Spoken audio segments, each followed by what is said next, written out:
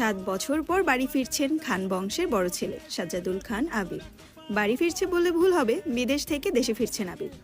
এই 7 বছরে খান বাড়িতে ঘটে গেছে অনেক ঘটনা, যার সাথে সশরীরে যুক্ত নেই আবির, তবে আন্তিকভাবে প্রতিটা ঘটনায় জড়িয়ে আছে সে। আবিরের বাবা চাচা 3 জন। আবিরের বাবা সবার বড়, নাম আলী আহমদ খান। তানভীরের বাবা মেঝো, নাম মোজাম্মেল খান। ছোট চাচুর নাম ইকবাল খান। আবির তার বাবা মায়ের একমাত্র ছেলে। মেঝো চাচা মানে মোজাম্মেল খানের এক ছেলে এক মেয়ে। ছেলের নাম তানভীর খান, মেয়ের নাম মাহদিবা খান মেঘ। ছোট চাচার এক মেয়ে এক ছেলে, মিম আর আদি। এখনো তারা এলাকার যৌথ পরিবারগুলোর মধ্যে শ্রেষ্ঠ। বাড়ির সকলের প্রাণ যেন এক সুতোয় বাঁধা। 5 ভাই বোনের মধ্যে আবির সকলের চোখের মণি।